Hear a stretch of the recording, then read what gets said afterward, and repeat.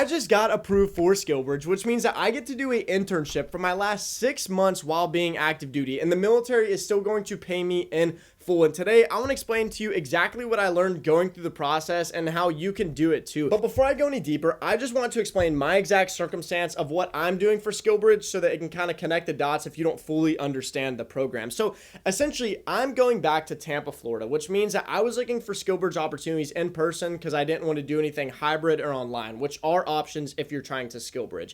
And I knew that I wanted to get into real estate, which I'll show you exactly how to do all of that later, looking for specific things in specific states and cities and stuff like that. And so I found this opportunity through this guy who owned a property management company. And after connecting with him and calling him, he told me that he was active duty for 20 years. He bought and flipped over 70 properties during his time. And now he does property management. He's a licensed general contractor in the state of Florida, and he's building a 60-unit apartment complex. Now I was like, this is awesome. This is exactly what I wanted to learn. And I thought that I was going to have to wait till I got out of the military until I could start learning these things. And so I started applying for the process, and it did take me about 3 months. The biggest hiccup, which will probably be the hiccup for all of you, is getting it approved by legal. There's like some stupid thing that legal has to approve for some reason that essentially says it's not a conflict of interest. But once they approve it, it's just a straight shot through your command after that. And so I got approved 3 months in, and now my dates are set. I think I have like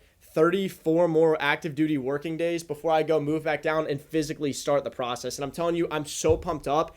Everyone in the military needs to do this freaking program. But now let's kick off. How do you actually start the process for this? So the timeline begins about 18 months out. That's whenever you want to start looking for programs that you want to potentially work for. And the biggest reason for this is because 12 months out, you become fully eligible to start routing all of your paperwork. But the biggest thing is obviously you have to get approved. It's just like going and looking for any type of regular job out there. Some people require interviews. Some people require you to submit resumes. My person, luckily, it was just a phone call. I gave him my email, and then he told me I was good to go.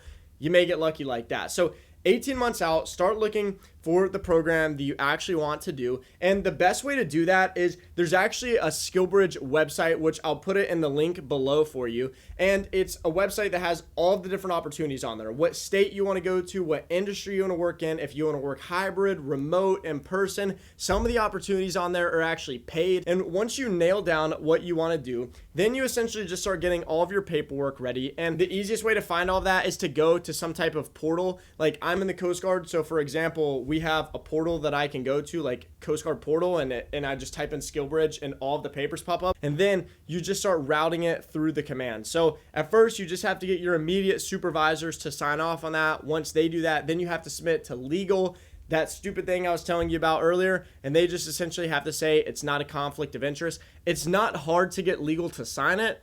It's just, I would imagine every person that works in legal and every branch is like this. They like to drag their feet because they're all insanely busy. That's what mine was. So they took 3 months to sign it. And then after that, it just routes back through your immediate command, and then it goes all the way up to the CO, and then they sign off on it. And you may have heard me alluding to that back in the beginning about like commands are actually supposed to encourage you to do this program because you're getting out of active duty anyways. This is a transition program to help you succeed whenever you hit the civilian world. So I'm using this to learn about real estate investing, but a lot of people use this to go and get 6-figure jobs whenever getting out. That's what I would say the most common way of utilizing this program is, because essentially, let's just say like a company like Google does have SkillBridge opportunities. People will go SkillBridge at Google, and then Google will offer them a job after their SkillBridge internship time. And now you just went straight in to a freaking full-time paying job. And that's what I meant earlier by the process for submitting is actually like stupid simple. People love to overcomplicate stuff in the military. That's something that I've learned during my past 5 years of active duty.